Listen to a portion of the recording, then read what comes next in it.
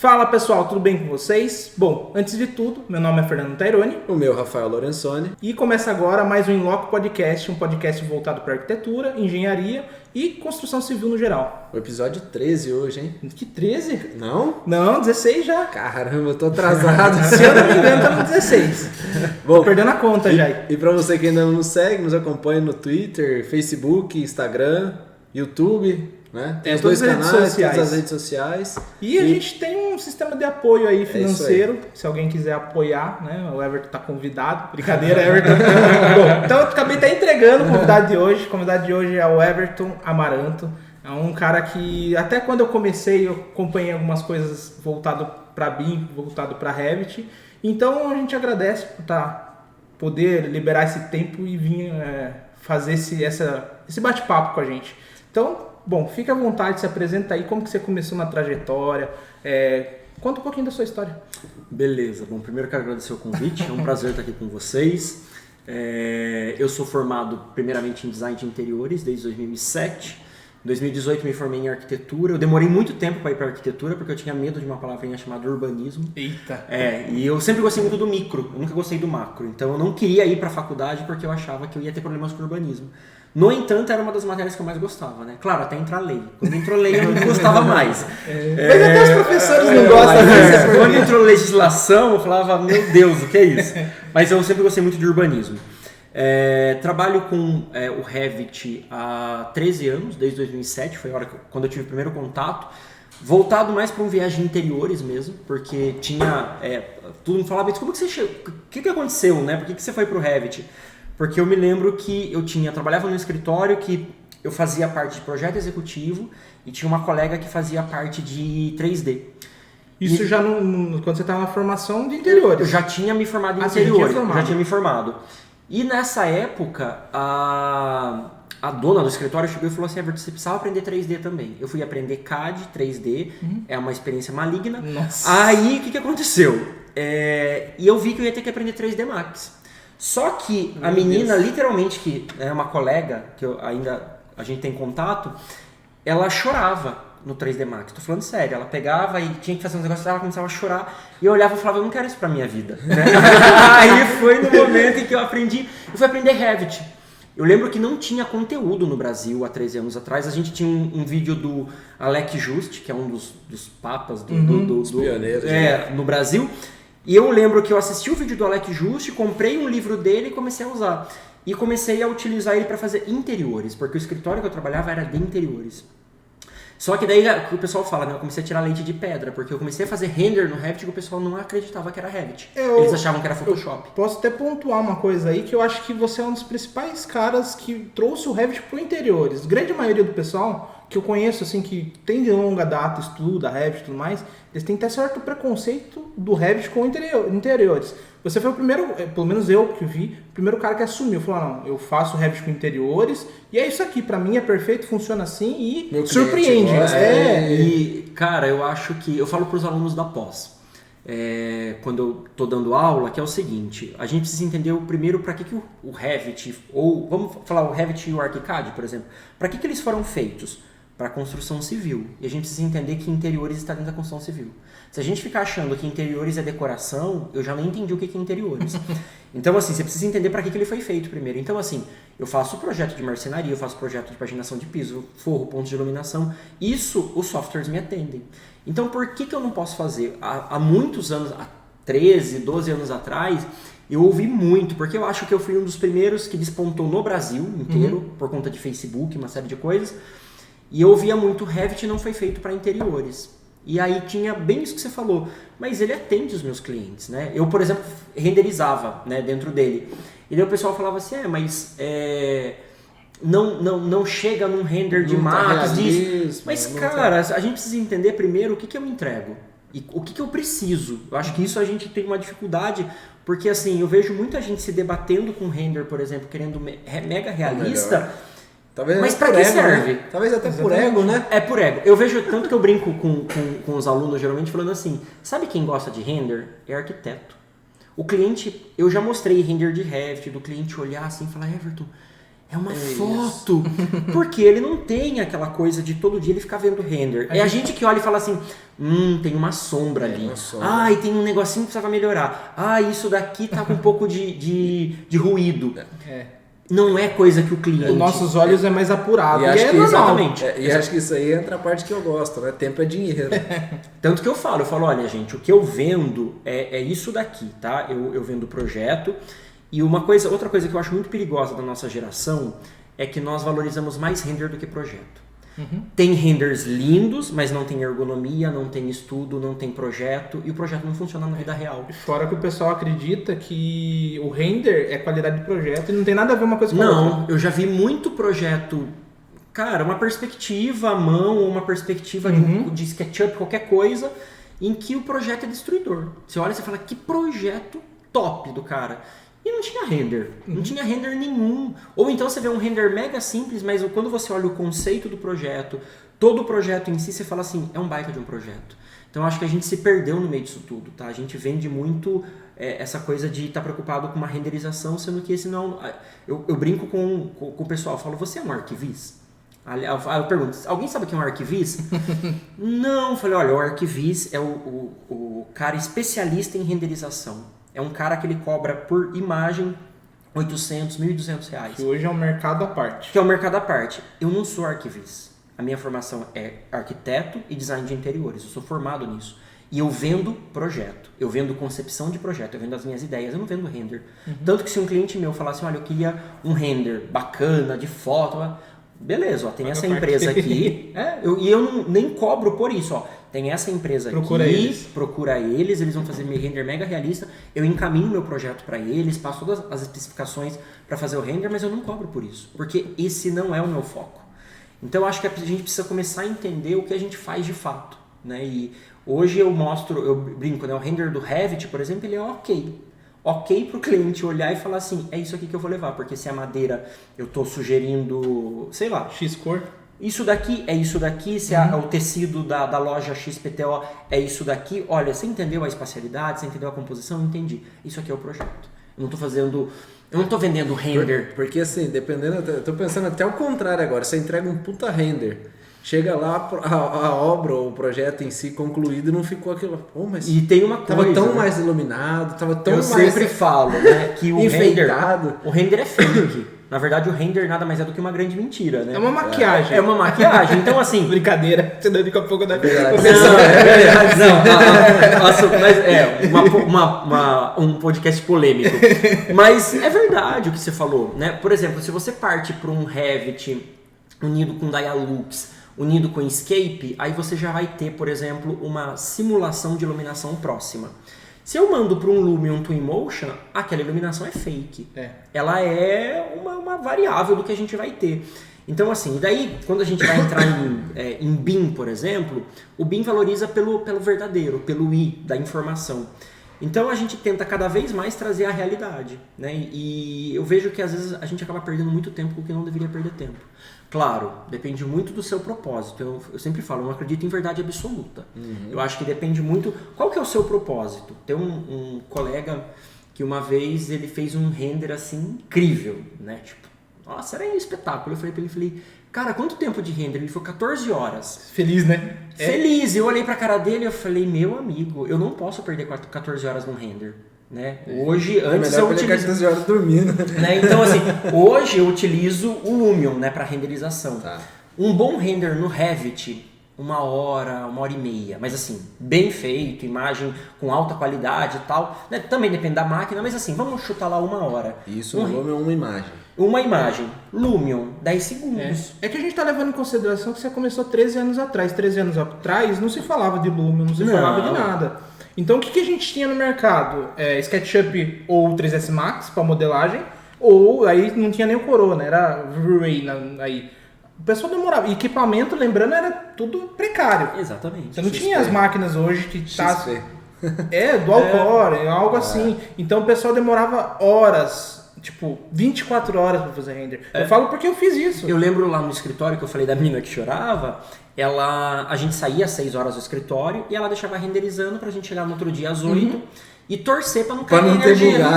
Pra não cair energia, pra não dar pau. Nossa, nessa época o break liga aqui. Exatamente. E eu me lembro de, tipo assim, chegar no escritório, sei lá, por alguma situação, desligaram a máquina. E aí ela chorava de novo. A tia da faxina chegou lá, nossa, desligando. Queda de energia, porque, por exemplo, né, o no break ele tem um período, né? Digamos que ele segurou 1 hora, a energia levou 1h30 pra voltar. Acabou, você perdeu. Então eu acho que também tem muito disso, né? A gente vem de uma época que não tinha tudo que nós temos hoje.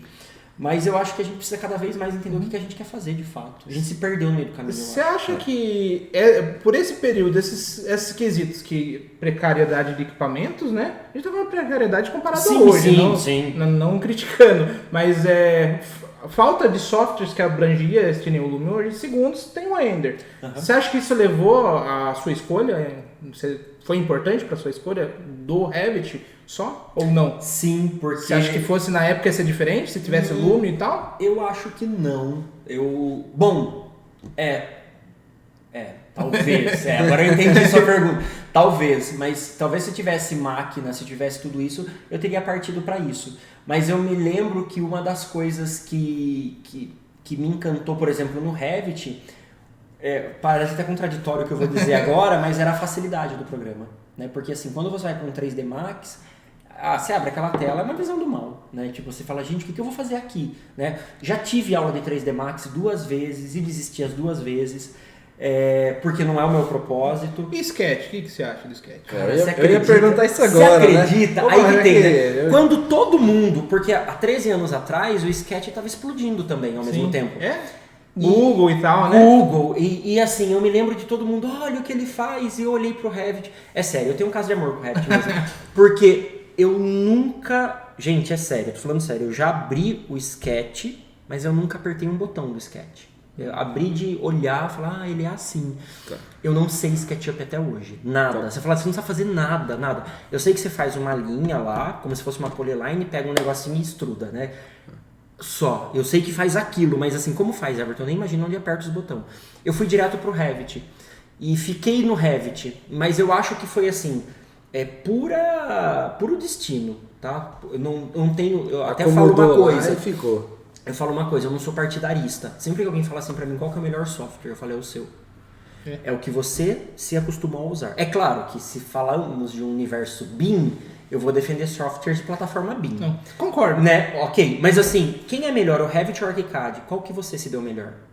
Eu tenho pessoas que não se adaptaram com o ArchiCAD e vieram pro Revit e acharam a coisa mais incrível do mundo. E tiveram pessoas que choram por causa do Revit, né? Foram pro ArchiCAD e amam o ArchiCAD, por exemplo. Sim. Então eu acho que depende muito, a gente também precisa entender isso.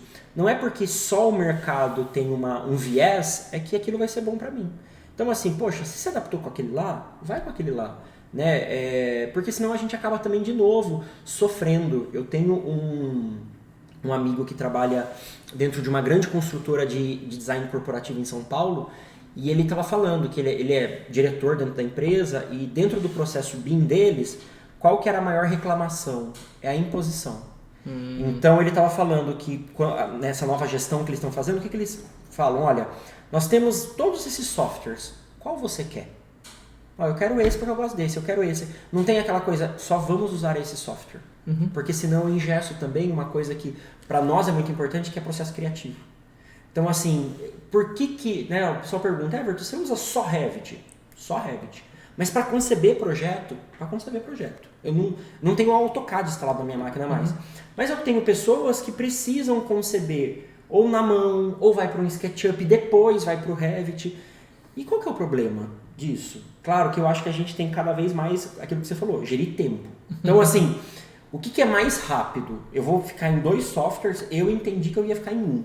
Aquele é o meu, é Revit. Isso me agrada, isso tá bom. Exatamente, mas tem momentos em que isso não vai acontecer. Por exemplo, na minha graduação mesmo, no TFG, eu lembro que aí sim, assim, até chegar no TFG, eu utilizava Revit para tudo, até para diagramar prancha. Né? Eu fazia diagramação, porque eu queria facilitar a minha vida. Quando chegou no TFG, não. Eu fui, Revit, Lumion, InDesign, Photoshop. Aí virou uma coisa mais BIM, digamos assim, né? Aí eu fui trabalhar com todos eles, porque cada software tinha o seu princípio, né? Então, diagramação de todas as pranchas, InDesign. Então, eu fui trabalhar dentro do InDesign. produção de foto, tudo no Photoshop, né? Enfim, mas aquele momento eu me permiti fazer isso também, porque eu poderia ter resolvido tudo dentro do Revit. Né? Mas o Revit não foi feito para isso, né? Para diagramar prancha, né? A gente adapta. É que as pessoas esquecem que a gente é brasileiro. A gente é brasileiro e a gente faz qualquer coisa, entendeu? Você estava comentando da parte de interiores, que a parte se formou e tudo mais. E o Revit, pelo menos quando eu fiz, você tinha as famílias lá dentro. E aí você é meio era pelo menos meio engessado, né? Você tinha uma família tal, um bloquinho tal, você tinha que criar aquela família e desenvolver uma cadeira ou uma mesa do jeito que você queria. Eu não sei se isso ainda é hoje assim. E isso te atrapalhava na hora de fazer a parte, vamos dizer assim, de frufru, de decoração do... Como que você fazia? Ou você migrava para um outro, igual você tá... O que aconteceu, né? Esse sempre foi o calcanhar de Aquiles. Eu acho isso há anos vamos atrás. Vamos dizer assim, putz, é o que você falou, o cara tá fazendo um projeto legal, eu queria apresentar isso aqui pro meu cliente, mas não consigo por causa desse engessamento. Qual que foi o meu processo? Bom, vamos lá, já adiantar que 13 anos depois não é mais a mesma coisa. Né? Então, assim, todas as empresas de imobiliário, por exemplo, de patente de design, têm famílias pro Revit. Virou padrão. Virou padrão. Então, assim, tanto que, né, eu até brinco, né? O pessoal fala assim, biblioteca BIM. Não. Biblioteca BIM uma vírgula, biblioteca de Revit. Porque se eu fosse fazer uma biblioteca BIM, era assim. Tem que ser para todos. Para todo mundo. Eu abro, tem Revit, ArchiCAD, o SketchUp, o Vector, enfim. Eu tinha que ter para todo mundo. Isso é ser BIM. Mas ok. Então hoje o mercado fornece para todo mundo. Na minha época, eu tinha muito problema com o frufru, que você falou, a decoração. A decoração, quadro. Aí o que eu fazia? Eu pegava, porque para mim as melhores bibliotecas são do 3D Max, melhores que do SketchUp, inclusive. Eu pegava do Max, mandava pro CAD, do CAD transformava em Revit. E eu fiz isso com muitas famílias. Tanto que o pessoal falava assim, por que você tem essa família com tanta qualidade, né? Com tanto polígono na família? Eu desenvolvi. Porque fui eu que fui lá e tive o trabalhão de fazer. E demorava, porque você pega... eu lembro. Aí você tinha que exportar. A família, era... Putz. Então, enfim, esse processo aconteceu durante muito tempo. Hoje, digamos que eu fosse trabalhar ainda com um processo Revit puro. A parte de imobiliário a gente tem tudo. Tá? Mas, por exemplo, eu preciso de um vaso de orquídea. Você tem? Tenho. Só que eu tenho... Aí que tá uma coisa. A galera do SketchUp, eles estão acostumados com um negócio chamado 3D Warehouse, né? Que é o famoso... Eu brinco, que é o shopping do SketchUp. Você chega lá e aí você coloca assim, orquídea. Aí você tem 20 mil orquídeas. Eu vou te falar que o principal atrativo do SketchUp é a biblioteca dele. Porque ele tem muitos defeitos. Muitos. E, bom, eu não vou falar porque eu não uso ele. Não, mas assim, pra modelagem e ser um software que já é maduro pela quantidade de tempo, ele tem muitos defeitos juvenil, vamos dizer assim. É que eu acho que nós vamos entrar nisso mais pra frente. Mas, vai por ser exemplo, polêmico. Vai. Porque o que acontece? Eu acho que o Revit, por ser BIM, você tem que ter um pouco mais de conceito para poder trabalhar nele. Você tem que ter assim, vamos dizer, você vai detalhar um piso ou uma parede, você tem que saber qual a espessura de revestimento. Não sei como é que funciona, mas eu lembro tem que ter um lado mais, vamos dizer, mais você técnico. Tem que ter uma também. vivência em loco. Sim, é verdade. Então assim, você tem que ter uma vivência, tem que saber o que você está fazendo. O SketchUp não, o cara não quer saber se existe isso aqui ou aquilo ali, ele vai lá, modela, ele pode falar, criei. Exatamente. No olho dele ele faz qualquer coisa, mas se executar às vezes não acontece. E aí o que acontece? Isso aí, se você faz, vamos dizer, um negócio meio modelado, mais ou menos assim, no Revit, você passa uma linha de corte e lá vai sair uma linha solta no meio do projeto, alguma coisa assim, não sei. E eu acho... Bom, só voltando lá, quando... Então assim, né, você tem lá a biblioteca dele gigantesca. Hoje eu tenho, por exemplo, não uso mais orquídea dentro do Revit, mas... Só tulipas agora. Mas eu tinha, por exemplo, 3, 4 orquídeas. Você tinha almofada? Tinha almofada. Mas o que eu mudava? A cor. Então assim, porque o cliente não está preocupado, né? Eu sempre brinco. Ele não está preocupado se é uma orquídea Cattleya, Phalaenopsis ou Dendrobium. Ele quer amor. Eu preciso encantar ele, né? E tem uma outra coisa, composição de projeto... Tem projeto que ele é incrível com meia dúzia de objetos de decoração. Né? E depende muito do estilo do projeto também. Né? Então, assim, depende muito do que você está fazendo. Então, antigamente nós tínhamos uma dificuldade, foi essa solução que eu encontrei. E hoje a gente tem muito. E hoje em dia tem, por exemplo, tem uma empresa conhecida a nível nacional que ela fornece bibliotecas de decoração. Né? Então, assim, você faz uma assinatura mensal, ela te entrega toda semana 25. E eu já fiz assinatura, é um material excelente. E assim, chega decoração tudo. Chega relógio, chega quadro, chega pendente, chega espelho. Por mês chega por mês. Na verdade, por semana ela te manda. Então, assim, é semanal. Um pacotão. Um pacote. Então, assim, nome, pode. É a Bárbara Blocks. Né? Então, assim, você assina com ela, acho que é R$19,90, né? Uma coisa assim. E toda semana ela te envia 25 objetos. Aí ela separa assim, achei super legal, tipo, decoração escandinava, né? Hoje em dia a gente tem muito de escandinavo no interiores. Então assim, ela chega, decoração de quarto de bebê. Aí ela te manda um ursinho de pelúcia, ela te manda um coelho, ela te manda um chacoalho, ela te manda... Meu, isso é perfeito, você entendeu? Só que daí que tá. A gente também precisa ter uma maturidade de entender que projeto, e para mim, pelo menos eu faço projeto para ganhar dinheiro. Eu tenho prazer em ser arquiteto, design interiores, mas eu ganho dinheiro com isso, né? Então assim, eu não fico também, ai meu Deus, eu queria muito aquele ursinho. Pra colocar vai encanto. Sabe, tipo assim, porque o que eu encanto, eu acho, né, é na hora que eu vendo o projeto. Tipo assim, que eu mostro pro cliente o conceito, de onde eu tirei aquilo, e como que aquilo surgiu, e raríssimas vezes um cliente olhou e falou assim, ai, mas vai ter esse vasinho aqui e eu não gostei dele, né? Aconteceu isso recentemente. Né? Então, assim, mas ok. Então, assim, eu acho que eu também trago para o cliente, olha, o que nós estamos vendo aqui é um geral, né? O que é igual, né? Ó, a cadeira que você está vendo é essa cadeira. A mesa é essa mesa. Mas aquele vasinho ali é meramente ilustrativo, que é para fazer o que você falou, o encantamento. Porque projeto de interiores tem encantamento. Não dá para vender projeto de interiores no seco. Aliás, eu não acho que a gente vende projeto no seco nem na engenharia, nem na arquitetura e nem no design interiores. A gente precisa encantar o cliente. Depende muito do feeling também que você tem do cliente, né? Porque tem cliente que chega lá assim, às vezes é um casal, o marido geralmente fala assim, pô, vai ter área gourmet? Vai. Ah, então tá bom. E deixa a mulher falar o que ela quer. Ó, na minha área gourmet eu quero uma churrasqueira assim, tem que ser aquelas parrilheiras assim e tal. Meu, você vai lá, coloca isso aí e o cara já gostou do projeto. Exatamente. Pronto. Você não precisa colocar mais nada no projeto. É complicado, várias questões que nem você estava falando antigamente, era o Revit por biblioteca, muita gente fugia dele, por causa da biblioteca. Demorou muito para acontecer isso. E o pessoal brinca hoje, nossa, tem essas bibliotecas, eu não lembro, da minha época, nem isso tinha. Imagina. Apostila, a maioria era inglês, não tinha. Não tinha nada. Nada. E o que era fornecido pela própria empresa, que o pessoal vê muito engessado, inclusive porque é tipo um material muito técnico. Nós brasileiros, eu costumo dizer, a gente não é acostumado muito com o lado tão técnico assim. Nunca leu um manual de celular, né? A gente compra um aparelho, olha os botões e fala, deve ser aqui. Testa e era o botão de explodir. Vermelho, grande. Eu quero. Mas é assim que funcionam as coisas. Por exemplo, por que muita gente de interiores que eu vejo vai pro SketchUp? Porque é simples. O cara vai ali desenhar isso daqui, deu pra mim. Tá bom. E também não vejo um problema, porque se o cara utilizar um SketchUp com layout, por exemplo, ele consegue fazer desenho técnico. Fazer tudo. Né? Não vejo um problema. Agora, se a pessoa falar assim pra mim, olha, Everton, nós precisamos, eu preciso me inserir dentro de um universo BIM. Então você vai ter que ir para um Revit, um ArchiCAD da vida. Embora tenha uma outra polêmica, né? Eu não vou entrar nessa polêmica. Do SketchUp BIM? Se o SketchUp é BIM ou não. Porque tem gente que defende que ele é, tem gente que defende que ele não é.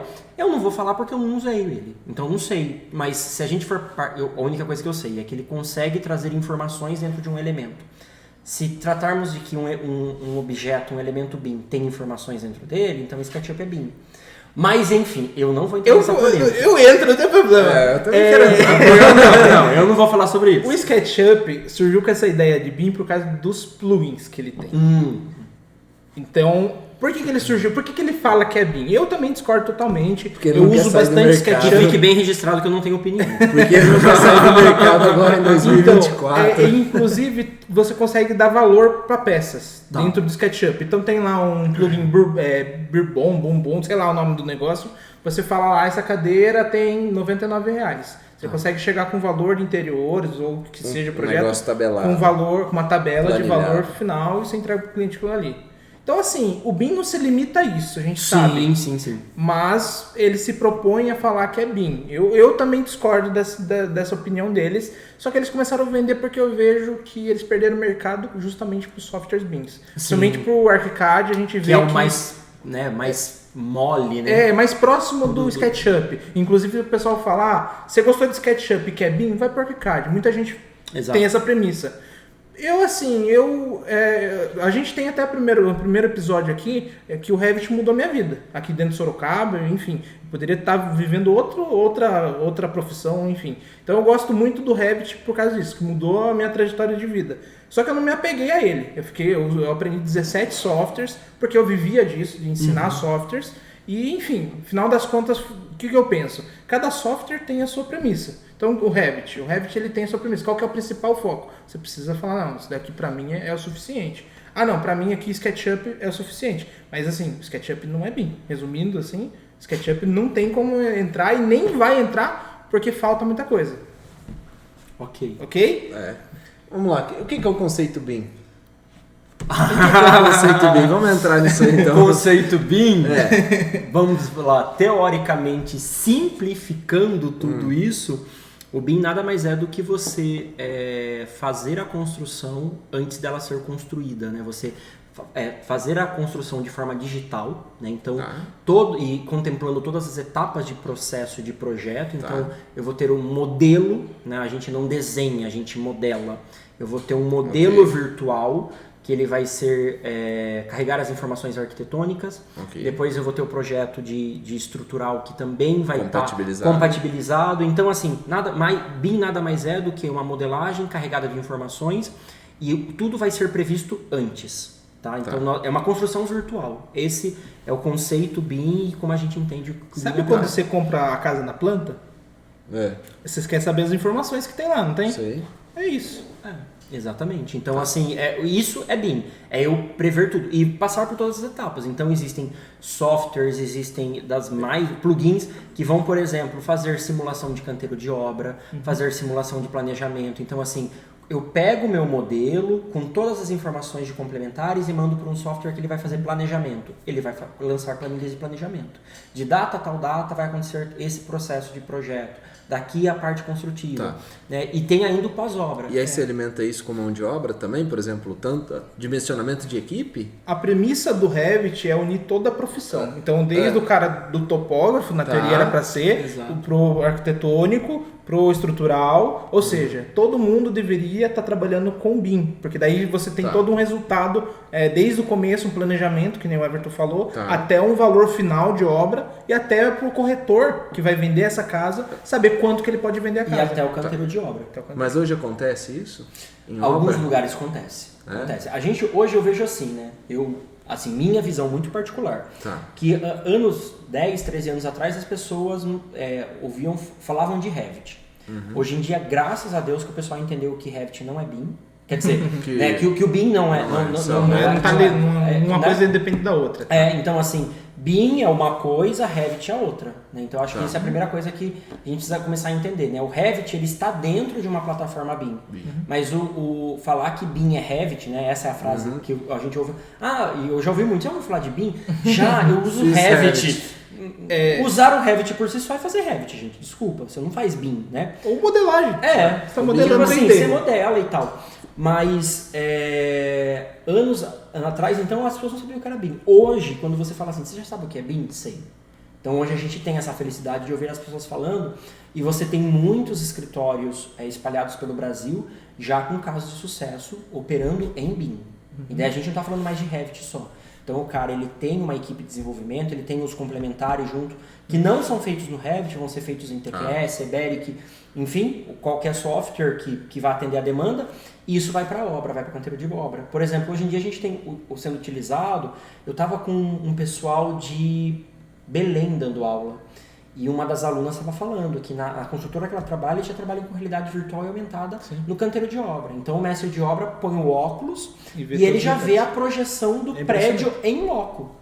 Então assim, ou então eu chego com a parte de projeto complementar, tem um arquitetônico lá, põe o óculos e eu já vejo todos os dutos onde estão passando as eletrocalhas, tudo tá... Isso tira as dúvidas na hora. Então assim, é nesse ponto que o BIM vem. Agora eu acho que a gente tem um desafio, que o que eu percebo hoje? Eu estava até comentando com uma turma que estava dando aula em São Paulo ontem, que hoje nós temos os setores de arquitetura e engenharia, todos sedentos por aprender o que é BIM, mas eu percebo que o BIM está dentro dos escritórios. E o nosso próximo desafio, só de estar no escritório já é um desafio que a gente está fazendo, mas o próximo desafio vai ser levar o BIM para a obra. porque a gente ainda tem, em alguns casos, um pessoal de obra que não é tão envolvido com tecnologia, né? Por exemplo, uma outra aluna, não me lembro qual turma, mas ela falou que uma das coisas que eles fizeram na empresa, quando eles foram fazer todo o processo de implantação e implementação BIM, fazer uma pesquisa na obra de quem, por exemplo, tinha leitura. Quem sabia ler e escrever. E eles descobriram que 40% dos pedreiros não sabiam ler e escrever. Pedreiro, eletricista, enfim. E aí o que eles fizeram? Um processo de alfabetização. Porque como que eu vou entregar pro cara uma tecnologia se o cara não sabe ler projeto? Não é nem ler projeto, se ele ler. Então ela falou, professor, naquele momento foi extremamente importante a gente entender que a gente estava alfabetizado. Só que daí ela estava falando uma coisa, eu falei, tá, e qual, né, como era a realidade dela, ela estava trazendo uma experiência real, qual que é a sua experiência voltado com, por exemplo, ele vai ter que operar celular, tablet, ela falou, daí a gente teve uma outra surpresa. Todos eles sabiam, porque as pessoas não leem, mas elas sabem usar um smartphone. É intuitivo ali, né? Porque é ícone. Eu tenho os ícones gráficos, então ele olhava e tipo assim, é isso daqui, você entendeu? Porque ele pode não saber ler, mas ele sabe mandar áudio. Então ela falou, quando a gente integrou o tablet, porque daí o BIM vai também vir com uma outra ideia, que é eliminar a folha. Acabar com papel, né? Folha é redundante. Mas acabar com o papel. E ele sabia que ele tinha um tablet que ele clicava aqui e ele falava assim, eu quero ver esse pedaço. Ou até esse projeto. Ele dava um zoom ali e falava assim, eu vi bem aqui. Fora do Brasil, isso, conversar com alguns, até pessoas que vieram aqui, o pessoal não usa papel há muitos anos. Existe dentro, no canteiro de obra, um escritório, e o pessoal, por exemplo, preciso comprar tal peça, por exemplo, seja de interiores. O cara pode, que nem no Revit, você pode alimentar informações até onde o cara pode comprar aquela peça. Então o site, quanto que ele vai pagar, qual que é a variação de preço, você pode colocar valor de X a X. Você pode alimentar. Então você pode colocar lá informações extras. Você pode digitar lá, descrição. Você pode colocar. Então você coloca uma biblioteca, você traz uma biblioteca, uma família de vaso, por exemplo, você pode colocar todas as informações, onde o site que ele compra, o valor que ele pode pagar, enfim, todos esses parâmetros. Então fora do Brasil, isso, principalmente nos Estados Unidos e Canadá, o pessoal no canteiro de obra não tem papel e nem plotter. Tem o quê? O computador. E no canteiro de obra é isso. Eu preciso ligar para tal fornecedor. Vai no arquivo, clica lá, qual o padrão que a gente compra. É esse. Essa do papel eu acho legal. Eu trabalhei numa empresa de São Paulo e a gente implementou um condomínio logístico aqui. Então, assim, eram 4 galpões de 10 mil metros, que só de metálica, cada galpão tinha 300 folhas de projeto, né, com especificação de aço e tudo mais. Então, assim, fora projetos de hidráulica, elétrica. Então, assim, era uma coisa que gerava até um custo. Então, você falava assim, quantos tablets não davam para comprar com essa impressão que a gente fez? A gente fez essa conta depois. Tipo, mensal ali a gente gastava entre 2 a 3 mil reais de impressão. E assim, mudou alguma coisa aqui, revisão de projeto. Imprime de novo. Porque o papel não serve para mais nada. Né? Então assim, a gente tinha até um programa, não lembro como que ele chamava, mas a gente implementava. Então assim, as pessoas ficavam responsáveis de alimentar. Por exemplo, eu era o projetista estrutural. Então, revisou alguma coisa, eu ia lá, tirava o projeto revisão 1 e colocava revisão 2. Aí liberava para todos visualizarem, plotarem, liberado para a obra e recolhia a revisão 1. Então, a gestão era bem chata até. O BIM ajuda até nisso, né? Porque você acaba integrando tudo e você vê se um cano não vai passar por uma viga. Porque é o que eu ia comentar. Você revisa, vamos dizer assim, você revisou uma estrutura, um pré-moldado. Ao invés da seção do pilar ser 40, passou para 50. Mas 50 aqui passa uma alvenaria. Então aí a gente tinha que revisar o estrutural, pegar esse estrutural e falar, pessoal da arquitetura, tem que revisar isso aqui. Aí eles iam lá e revisavam. Nisso, revisando, tinha que revisar elétrica e hidráulica, porque naquela parede... Muda tudo. Então, assim, mudou 10 centímetros, mudou tudo. E não era um projeto, eram vários, por causa de 10 centímetros. E você está falando de galpão, imagine isso em um quarto, que daí aumentou uma medida, não cabe a cama mais. E aí? Isso aí. Exatamente. Então, assim... E uma pergunta que eu ia fazer, qual que é o maior potencial do Revit que você acredita? Tanto agora e o que você acredita que ele possa desenvolver? Eu acho que hoje o potencial é a ganha de tempo que você tem, né? Porque assim,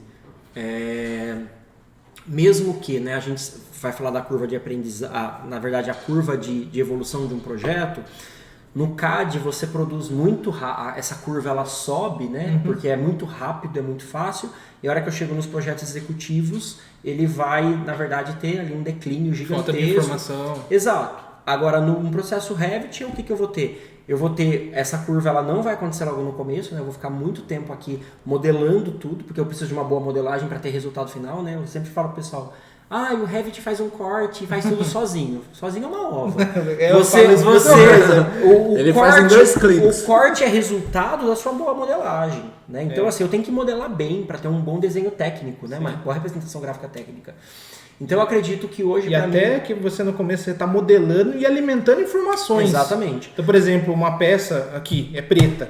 Eu não só modelar, ela não vai dar a característica dela que é preta. Eu preciso ainda atribuir um material, enfim, uma série de informações. Então, o começo é realmente... E uma coisa que, né, estudos apontam, que um processo de projeto feito num software de plataforma BIM, como o Revit, por exemplo, vai diminuir a carga de trabalho de 25% a 35%. Então aí eu já ganhei, né? Então, assim, eu acho que esse é o principal ponto de vantagem, né? Eu acho que eu tenho uma... E ao mesmo tempo, cai naquilo que você falou logo no começo, que é o seguinte, eu preciso entender de projeto.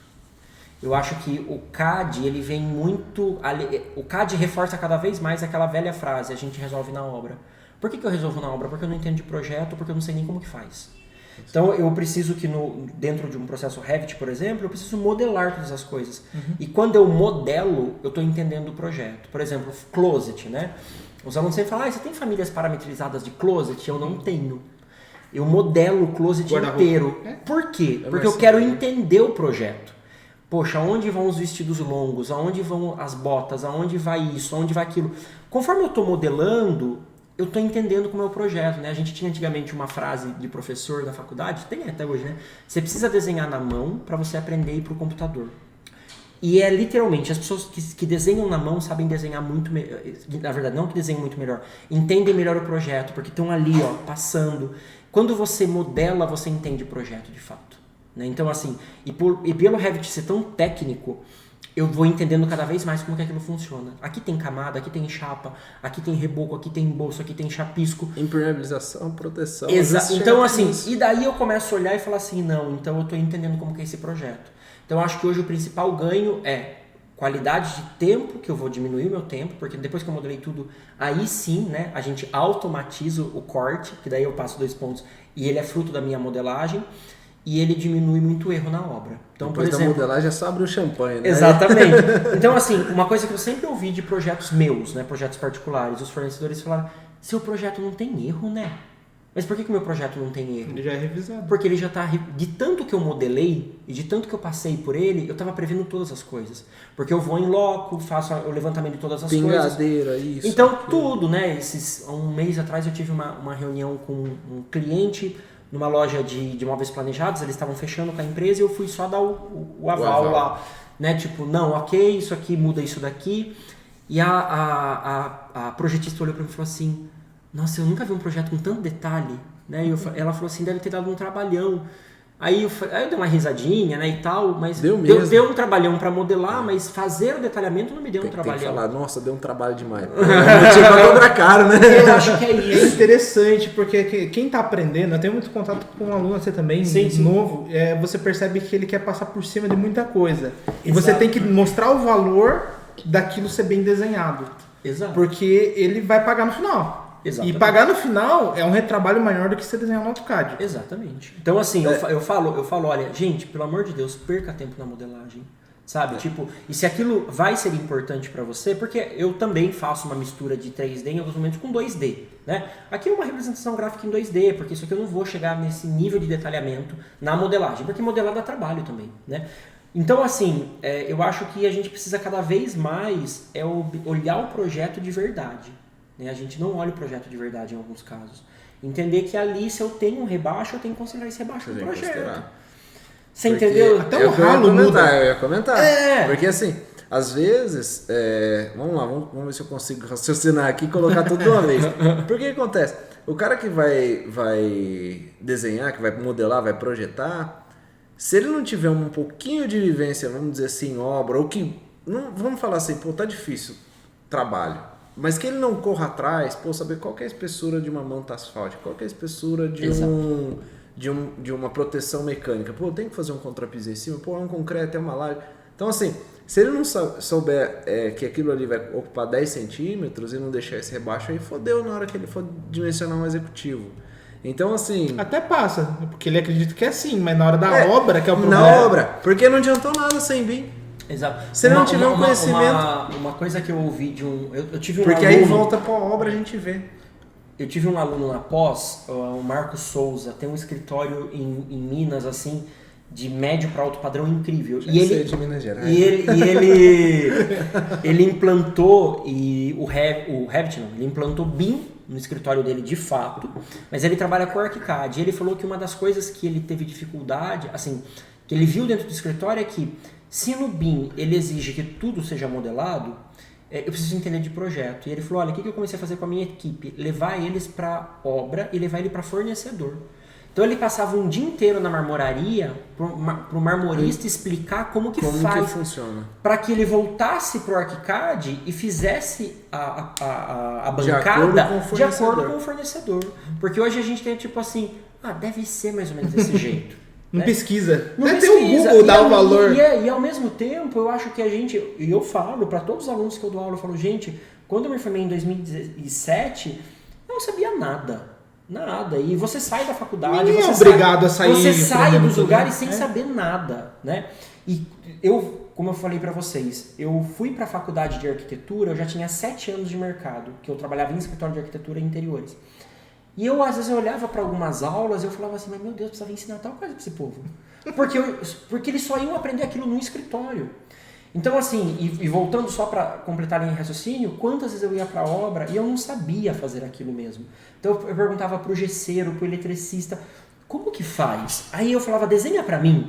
Ou vamos desenhar comigo? Aí eu desenhava, ele falava, é assim, ó. Eu tirava foto, entrava debaixo das coisas. É assim que resolve isso daqui. Olhando em corte, como é que é isso aqui? Exato. E daí eu voltava pro projeto e fazia. Então hoje, claro, depois de 13 anos, o meu conhecimento é de curiosidade. E tem muita coisa que eu não sei. Muita coisa. Tem hora que surge uns negócios no projeto que eu falo, eita, como resolve isso daqui? E todo ano tem coisa nova. É o que eu ia falar, novidade todo ano vem surgindo, então, assim, eu preciso entender que se eu vou passar para um Revit, para qualquer software de plataforma BIM, você vai ter que entender de obra. Conceito de obra, né? Não tem como. Eu falo muita coisa, vai ver... Pode falar. Uma coisa legal, o Everton acabou de resumir o que é o in-loco.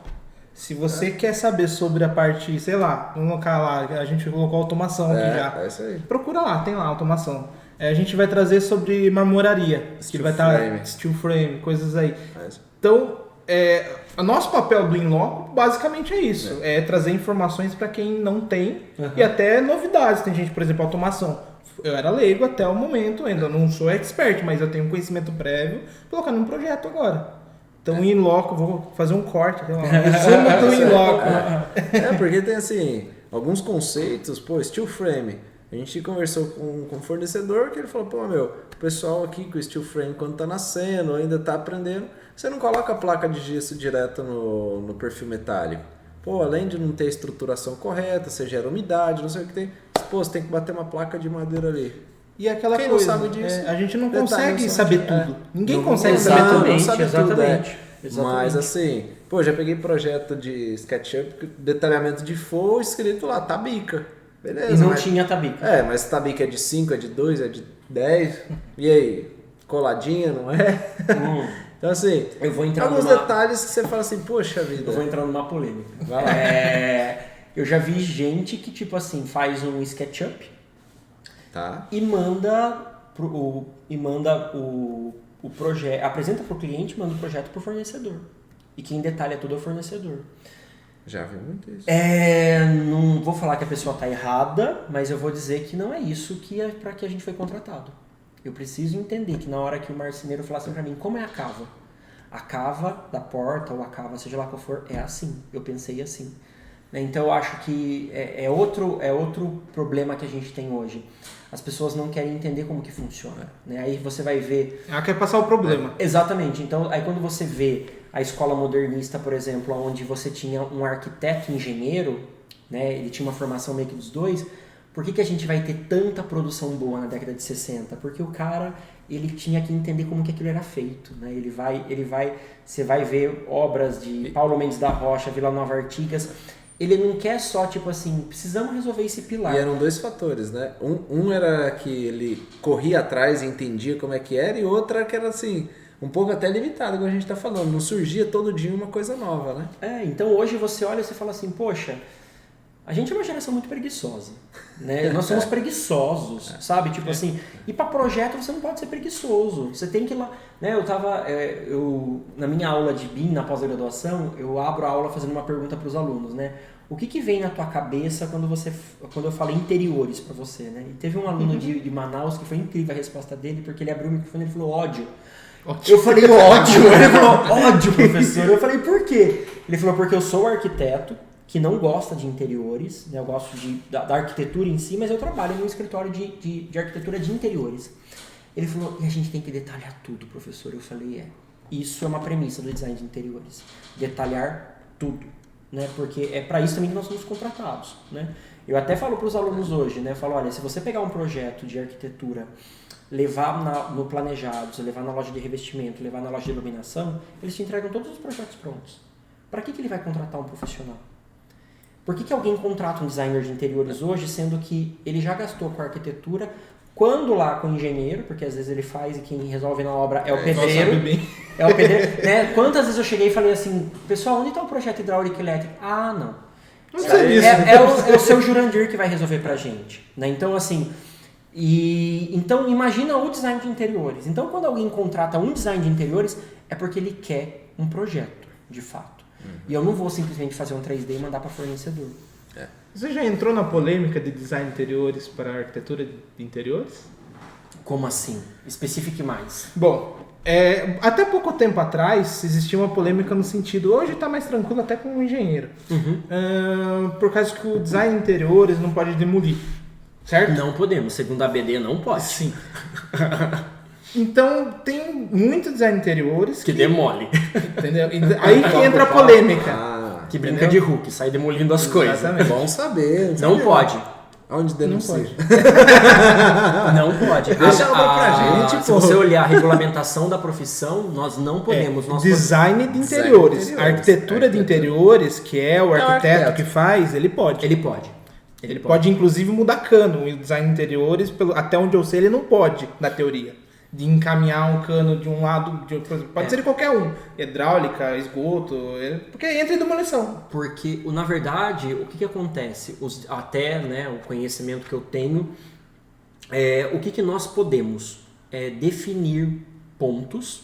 Então, eu posso definir um ponto elétrico e um ponto hidráulico. Ali tem um ponto hidráulico, ali tem um ponto elétrico. Eu posso fazer isso. Não é responsável. Mas eu preciso ter daí um projeto elétrico. Um projeto de hidráulico. Quem vai fazer isso? Aí vai entrar o engenheiro, por exemplo, né, fazendo complementar. Mas a gente pode fazer o ponto. Mas assim, verdade, nós não podemos. E nós podemos... acompanhar a obra também? Acompanhar a obra nós podemos, desde que não vai entrar em nenhuma parte de infraestrutura, tá? Nada que entre em infraestrutura. E nós também podemos demolir drywall e fazer drywall. Isso nós podemos. Coisas removíveis. Coisas removíveis. Mas eu até comento isso na aula, né? Nós sabemos, por uma questão de conhecimento, que se eu tiver um pilar de cada lado, uma viga passando em cima e uma parede de vedação, se eu derrubar a parede, eu não derrubo nada, né? Assim, a casa ou o prédio. Mas o design de interiores não pode fazer isso. Vamos dizer que dentro da formação ele não aprendeu estruturas, correto? Exatamente. Ele não tem, por exemplo, o arquiteto ele tem pré-dimensionamento, né? Eu, por falta de eu tive 3 cálculos na faculdade. 3 não, 4. 4 cálculos. Então eu tenho uma noção de pré-dimensionamento. Né? Mas ele não tem. E assim, aí existe o estudo de materiais e tudo mais. Exato. Então assim, não pode. O design de interiores ele não pode fazer isso. Tá? Eu ainda falo, né? É o que a norma diz, é o que a regulamentação da ABD diz pra gente, né? Se ele faz, É uns 500. Mas... E o design é pelo CREA ainda? Não. Tem um específico. Na verdade, assim, eu posso fazer design de interiores se eu for arquiteto, tá? Embora eu sempre falo para os alunos assim, para colegas, eu explico o seguinte. Por exemplo, a minha faculdade, eu me lembro que se eu tive design de interiores, a única aula que eu tive foi assim. O professor mostrou um slide com medida de mobiliário e falou assim, a partir de agora todo projeto de vocês tem que ter mobiliário. E acabou. Eu estudei 1 ano e meio de design de interiores. Então, assim, a diferença é gritante, é gritante. Então, assim, hoje, se você quiser ser associado à instituição, vamos dizer, regulamentadora de design de interiores, é a ABD, Associação Brasileira de Design de Interiores, que funciona como um CAU e um CREA. Mas é que não emite responsabilidade, ou emite? Ele não chega a emitir uma responsabilidade. E hoje a gente tem uma outra questão, né? Até onde eu sei, né? Eu, para fazer um projeto de interiores, eu não preciso provar que eu sou da ABD. Porque ele por exemplo, um arquiteto, ele vai assinar um projeto e ele vai, por exemplo, ter o número de registro do CAU dele, como engenheiro CREA. No design de interiores, não. Por quê? A gente também não vai entrar no estrutural. E eu falar assim que os condomínios, quando eles exigem uma responsabilidade, como que funciona? Você vai ter que trabalhar com parceiro. Entendi. Eu já tive, por exemplo... Você acha que isso é bobeira, no sentido, vamos dizer, bobeira eu tô falando assim, por cima. Não sei o real significado disso. Vamos dizer, você fez o design interior, você fez seu papel corretamente, você não tá demolindo nada, você não tá tirando nada. Tô pintando parede só. Por que o condomínio pede para ter um responsável lá? Bom, olha, cada condomínio tem, assim, aí a gente tem que ter polêmica referente. Talvez até a questão de fiscalização. O síndico não vai se dispor para ir lá olhar se você está quebrando uma parede. Que um design de interiores talvez não possa. Eu acho que talvez caia muito no que ele acabou de falar. Vai entrar muito na questão... Não dá pra saber que o cara tá fazendo realmente o trabalho dele. Ele tá falando que tá trocando piso, mas se ele estiver quebrando parede? Então, digamos... É porque limita uma profissão, vamos dizer assim. Eu vou ser bem sincero. Eu acho que você tem que ter, sim, uma emissão de algo onde eu quero documental. Por quê?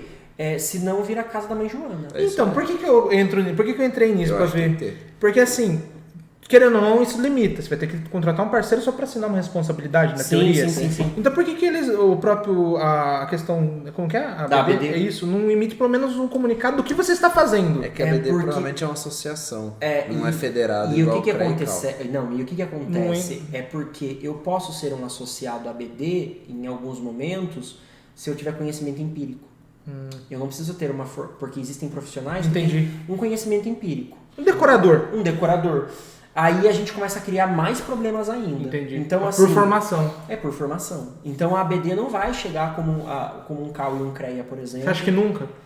Talvez sim, mas aí a gente ia ter que pegar a profissão e regulamentar ela. Você tem um conceito. Mas você acha que é um lado positivo ou negativo acontecer isso? É que eu acho assim, hoje eu percebo, o que eu vejo, minha visão, é que o design de interiores, muitas vezes, ele não vai fazer coisas na obra ou vai fazer interferências que eu preciso de uma coisa tão drástica a ponto de fechar tanto o mercado. Né? Então, assim, claro, eu acho que se eu estou dentro de um condomínio, se eu estou fazendo um apartamento, eu tenho que ter uma responsabilidade, sim, técnica, porque tem uma outra questão. O design de interiores ele pode determinar ponto de iluminação, né? Por exemplo, pontos elétricos. E se ele cria uma sobrecarga no sistema? Ele tacou tanto Não se cria, pode acontecer e muito viável. Eu tive um aluno comentando que ele, por exemplo, estava fazendo um projeto elétrico, ele é eletricista, fazendo um projeto elétrico. Em nenhum momento foi dito para ele, pelo projeto de interiores ou arquitetônico, que na cozinha do cliente ia ter um fogão industrial. O fogão não ligava. Porque não tinha carga pro fogão. Não tinha nem a tomada, que era aquelas stack. Aí ele pegou, ele falou assim, Everton, daí deu um problema na obra, ele falou, e a gente tava falando a respeito da importância do design de interiores dentro de todos os processos, e daí ele falou assim, porque não foi me avisado dos eletrodomésticos. E quem geralmente é responsável pelos eletrodomésticos? O design de interiores. Então eu acho que eu ainda sou a favor de nós trabalharmos em equipe. No sentido de não dar autonomia. É porque senão, é como se a gente falasse que o engenheiro, a gente sabe que ele pode, que ele faz, mas a gente sabe que o conhecimento para fazer um projeto arquitetônico de engenheiro é muito diferente de um arquiteto. Então, se eu também começar a dizer que o design de interiores ele pode fazer muito, aí a gente não entra, porque a gente vai estudar outras coisas. Eu já falei aqui algumas vezes e repito, porque assim, o pessoal está se arriscando porque é onde está dando um trocadinho, porque projeto de estrutura e elétrico hidráulico está prostituído. Então, assim, eu, por exemplo, já não mexo com projeto. Eu já sou igual, pô, esse cara aqui faz. Pô, esse cara aqui resolve para você. Eu receber, pô, esse... Então, assim, eu acho que isso aí é um problema, tá? Eu acho que o pessoal vai acabar indo talvez no... vai desse jeito, vamos tocando. Eu acho que o projeto pessoal ainda foge um pouco, vai na arquitetura, né? E uma coisa que eu ia comentar, quando você chega para o seu cliente, por exemplo, de interiores, você vai chegar num detalhamento, você oferece opções para ele, por exemplo, pô, eu vou te detalhar forro, eu vou te detalhar isso, ou... Porque pode ser que ele chegue e fale assim, não, pô, eu tenho uma empresa que faz móveis e vai detalhar assim. Como funciona isso para você? Na verdade, assim, hoje eu mostro para o cliente, quando a primeira reunião, eu vou mostrar meu portfólio para ele. E o que é um projeto de interiores. Então ele vai ver um projeto executivo, ele vai ver, olha, tem render, né? Tem render, tem projeto executivo, tem acompanhamento de obra se você quiser e tudo custa. Né? Então assim, e primeiro eu preciso entender o que ele quer. E quanto ele pode pagar. Então assim, tem, por exemplo, já tive clientes que falaram, que começaram a explicar para mim o que eles precisavam, falavam, olha, você não precisa nem de projeto, você precisa de consultoria. Aí eu ia lá na casa do cliente e ficava um dia inteiro com ele. Olha, quarto, o que precisa? Olha, na parede precisa de papel de parede, precisa colocar isso, muda essa cor, coloca uma cortina. Aquilo é documentado para ele e entregue para ele com links de opção de compra, tá? Então eu explico eu primeiro preciso entender o que ele precisa e talvez ele nem ele sabe o que ele precisa. Então eu vou ter que traduzir aquilo. Mas eu dou sim, por exemplo, opções. Por exemplo, olha, então aqui vai entrar layout, marcenaria, forro, iluminação. E pode ser que tenha cliente que ele não precisa nem de forro e iluminação. Porque ele já tem um forro bacana, a iluminação dele resolve, eu vou acrescentar um pontinho ou outra coisa ali. Então eu tenho que falar para ele tudo que vai ser contemplado no projeto. Tá? Porque também a gente, não tem aquela história, né? O cliente acaba comprando gato por lebre. Então assim, isso daqui que vai... Oi? Mais um ditado a gente popular tá aqui aprendendo que o ditado popular tem razão. Tem que seguir aí. Mas então assim, e eu deixo no meu contrato especificado os projetos que serão contemplados. Marcenaria, esse e esse. Pronto. E você costuma cobrar como? Por trabalho? Por hora? Nós vamos entrar numa outra polêmica, né? Antes de entrar nessa polêmica, eu já emenda outra. Eu não sei se você tem alguma opinião sobre isso, de vendedor que acaba virando design.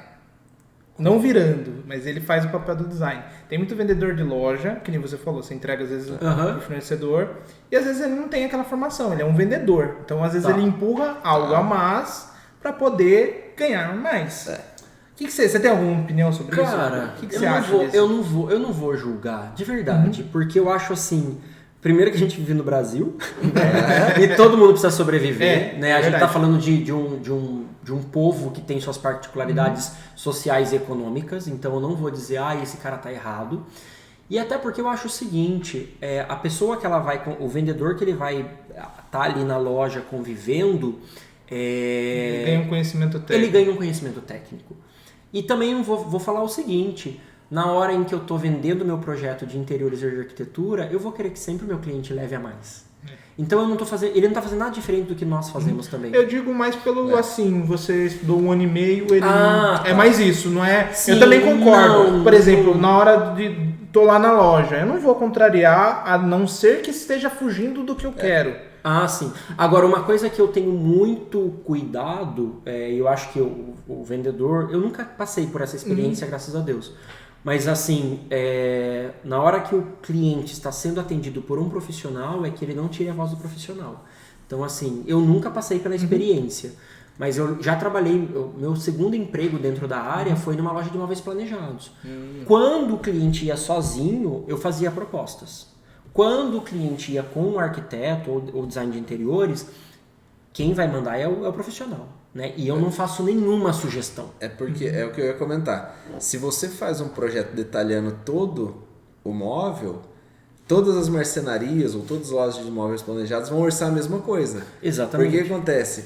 Às vezes você faz um projeto, vamos dizer, simbólico lá, mostrando que tem tantas portinhas, tantas gavetinhas, e aí você chega com isso na marcenaria. Cada marcenaria vai orçar com uma espessura. Exato. Umas vezes para cobrar um pouco mais caro, outras vezes para ganhar o contrato, vamos dizer. E às vezes o cliente chega lá, pô, eu tenho tanto. Tenho 20 mil aqui para fazer esse apartamento. Aí ele fala, beleza, eu faço com espessura de 15. O que era 20 já caiu para 15, o que era 15 já caiu para 0. Agora, então assim, é um problema. Agora, ainda dentro da sua pergunta, eu acho que daí a gente tem como eu falei, eu não vou julgar o vendedor que vai fazer isso. Não, a gente não tá falando assim, o cara tá vendendo ali. Não, o papel dele, é o papel dele. Mas aí eu vou entrar num contraponto. É que quando eu tenho várias empresas fazendo cada uma o seu papel e o seu projeto, eu vou ter uma grande coxa de retalho. E aquele projeto provavelmente vai ser um Frankenstein. Né? Aí você olha e fala, eita, deu ruim aqui, né? Por quê? E deu ruim em projetos que foram... projetos não, né? Em produtos que foram caros. Né? Você olha e você fala, caramba, olha o investimento que fez. Opções, né? Olha uma casa, né, de 500, 600 metros quadrados. Você fala, meu, o cara gastou aqui uns 3 milhões, 1 milhão... para ficar essa grande porcaria, né? E por quê? Não tinha um projeto envolvido. Então eu acho que daí a gente tem um negócio perigoso.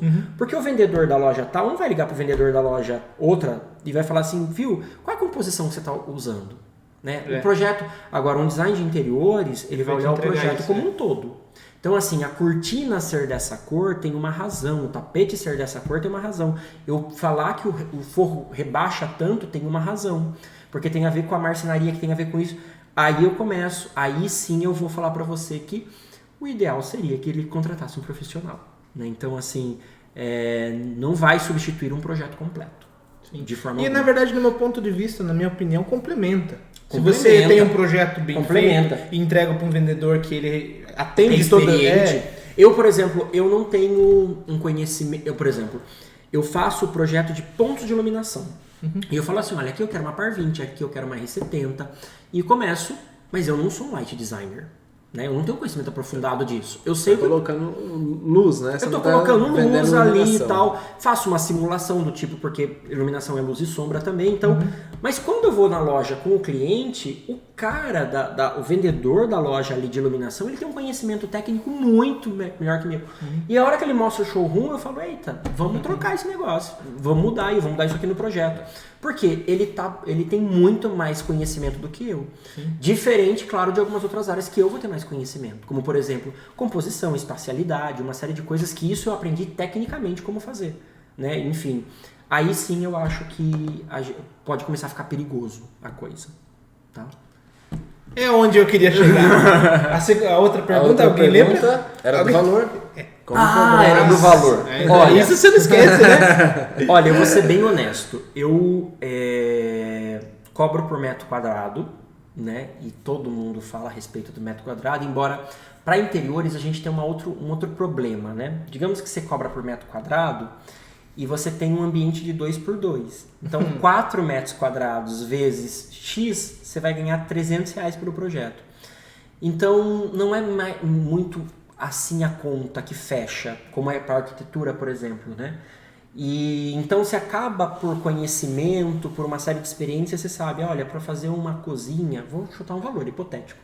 Não é R$500, é R$1.500. Você vai ver o detalhamento, exato. Quantos itens tem nessa... E eu, um mês atrás, eu fiz um curso rápido, tá? De gerenciamento de escritório, de cobrança. É um dos professores da pós-graduação onde eu dou aula, chamado Ricardo Meira. O cara é incrível em gestão de escritório e finanças.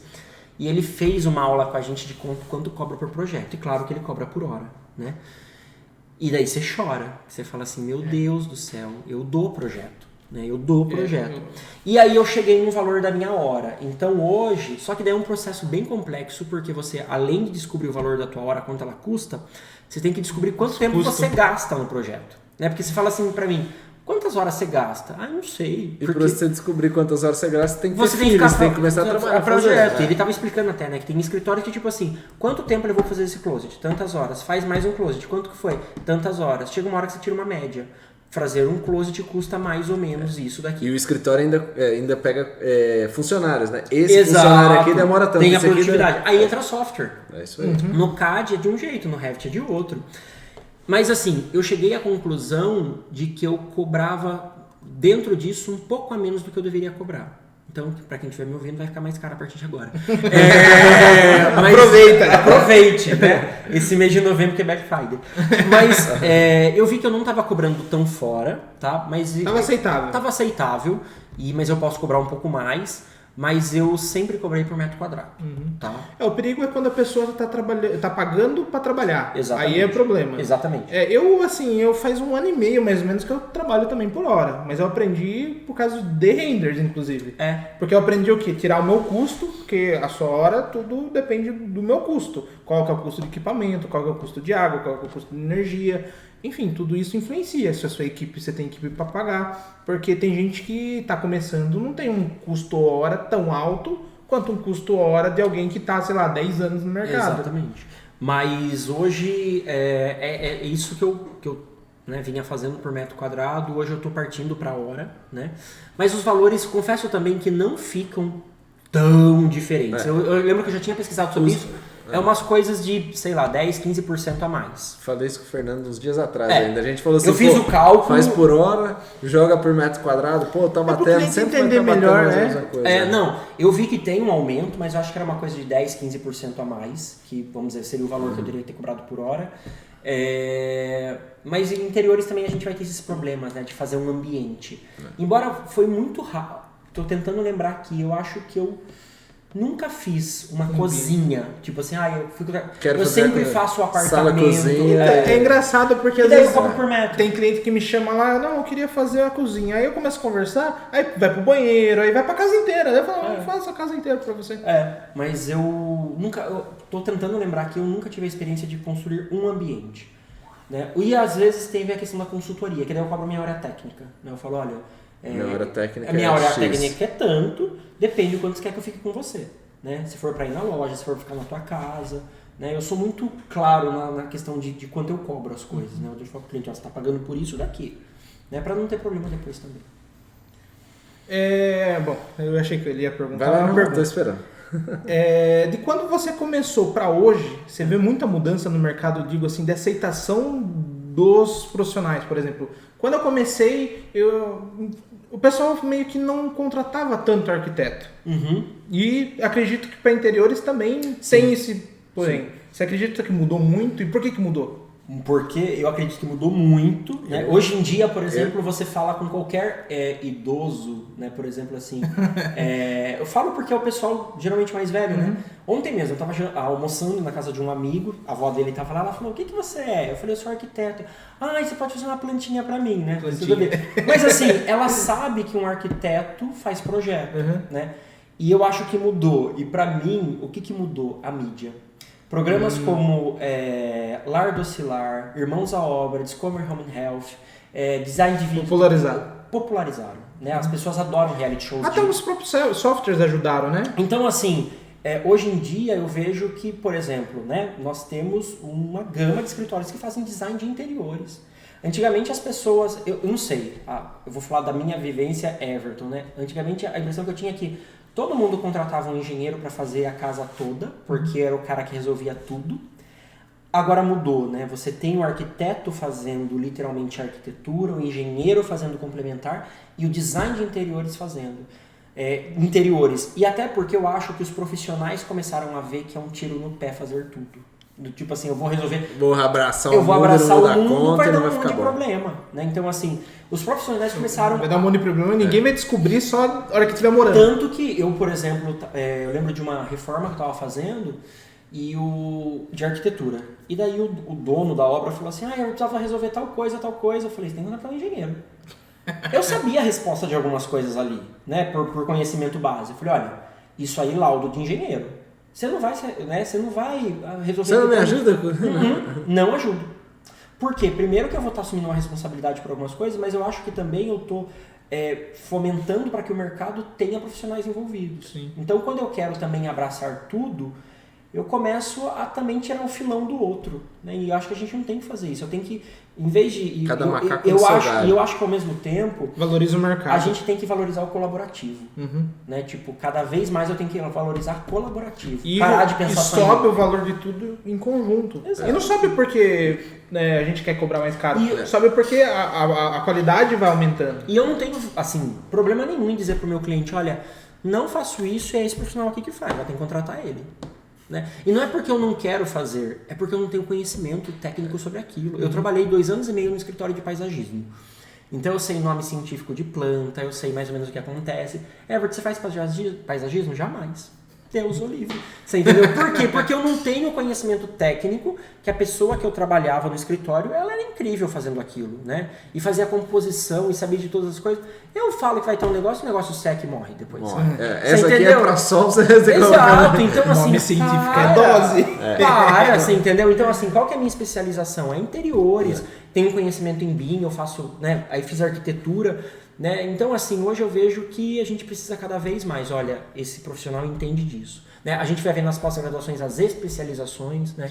Quem se especializa em iluminação, em arquitetura, né? Em interiores, enfim. Acho que eu respondi, né? Só complementando ainda, das pessoas estarem procurando mais vezes arquitetura, né? Mais arquitetos e tudo mais. Eu acho que até um pouco mais sociedade, que o pessoal hoje é muito status. Sim, também tem isso. Né? Antes, o arquiteto era muito status, era para alta sociedade, quando começou. Hoje, o pessoal, eu pelo menos vejo isso, o pessoal gosta muito de postar as coisas. Então, assim, você tá numa casa legal, feita por um arquiteto, feita por uma... Assim, até no subconsciente ela tá mostrando sem querer mostrar. E sabe uma outra coisa que eu acho? Que as pessoas começaram a entender o nosso papel como responsabilidade social. Eu me lembro que uma das primeiras clientes que eu atendi para fazer interiores, tá? Era uma reforma. E eu me lembro que eu cheguei na casa dela e não foi... aliás, ela não foi nenhuma cliente. Foi assim... vizinha da minha mãe, e ela falou que o filho tinha um problema, eu acho que de respiratório, alguma rinite, asma. E eu cheguei assim, olhei, eu falei, mas você sabia que aqui não tem ventilação e iluminação suficiente, né? Daí ela falou, Eu falei, abre uma janela ali para ter uma circulação cruzada com isso daqui. Mas Everton, eu tenho um problema da cozinha. Eu falei, mas é só você passar a cozinha para cá. Eu me lembro que 1 mês depois ela me chamou e falou assim, Everton, eu queria te dar esse valor aqui. Era um valor simbólico. Eu falei, por quê? Ela falou assim, porque você resolveu o problema respiratório do meu filho. As pessoas estão começando a entender que a arquitetura tem a ver com qualidade de vida. Né? Tem um programa, que eu esqueci o nome deles, que é um programa de arquitetura que atende a periferia de São Paulo, que são arquitetos, eles saíram inclusive no Pequenas Empresas, Grandes Negócios. Que eles vão... Eu vi isso aí. Eles fazem um banheiro, Exato. fazem E é um combo. Teto, não, né? Não, eu sei que tem muita... Viver... eu não lembro. Mas assim... São 2 pessoas, 3 são pessoas 2 caras. lá, 2 caras. 2 arquitetos. Até aí. onde eu tinha assistido. Então eles chegam lá na comunidade e falam assim, olha, você quer fazer um banheiro? O banheiro custa R$2.500. A gente entrega ele pronto para você, né? Porque ele, claro, vai trabalhar com uma linha mais simples das coisas, né? Tô falando de um valor hipotético, gente, pelo amor de Deus. Assim, tá gravado isso aqui. Não, mas olha, custa tanto. Você quer fazer o quarto, e o que eles fazem? Piso, reboca. Impermeabilização, né? Onde tem umidade. E reboca. E eles contam também o impacto que isso traz na comunidade, que ele estava explicando, por exemplo, de uma senhora que acho que eles fizeram uma sala, que ela não tinha uma sala, e a frente da casa dela era suja. A partir do momento que eles fizeram a sala, a frente da casa dela era limpa, porque ela não queria que ninguém entrasse com o pé sujo. E daí ela falou que o que acontece, eles explicando, né, que isso vai irradiando para a comunidade. E a casa do outro é mais bonita. E eles começaram com um projeto social, né? Só que eles falaram que não era filantropia, mas Exato. Que legal. E assim, eles não estavam dando conta. É uma das coisas mais legais que eu já vi. Depois me lembra, eu te mando o link. Uhum. E assim, uma coisa que eu achei super legal, eles foram atrás de banco e de investimento, né? Ninguém quis. Eles cataram o dinheiro do próprio bolso. Agora que deu certo. Agora, tipo, banco todo financia, né? Lojas de construção vende mais barato para eles e os caras só atuam na comunidade. Só na comunidade. Então, assim, é muito legal. Então, eu acho que esse é o papel da arquitetura. E eles não fazem, por exemplo, você chegar, eu quero construir uma casa, eles só fazem reformas pontuais, por exemplo, é banheiro, é cozinha, é sala. E é um ali para... É que eu acho que antigamente o pessoal tinha uma visão de que a arquitetura era tipo Brasília, esses monumentos que a gente tem hoje no Brasil, né? E perdeu a visão de que o arquiteto pode resolver pequenos detalhes como interiores. E ao mesmo tempo, eu acho que as pessoas perceberam que não é tão caro assim. Tanto que eu falo para um cliente de interiores, né? Ele quer gastar 100, 200 mil, né? Um projeto pequeno, né? Ele está gastando ali. Eu falo, quanto vai custar o projeto? É 3% de tudo que você está gastando, né? E quantas vezes eu sou chamado para resolver problemas que o cliente tentou resolver sozinho, né? Então, assim... É muito mais caro isso. Esses tempos atrás mesmo, eu estou resolvendo um cliente que há um tempo atrás não, tipo uns 10, 8 anos atrás, eles me chamaram. Eu fiz uma proposta e não virou um projeto executivo. Eu fiz só a proposta. Eles me pagaram.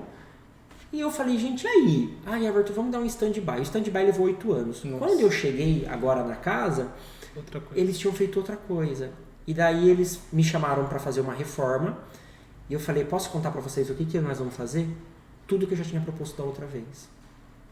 E aí, porque eu falei, tá vendo? Vocês criaram um problema aqui, essa máquina do ar-condicionado vai ter que ir para lá. E eu comecei...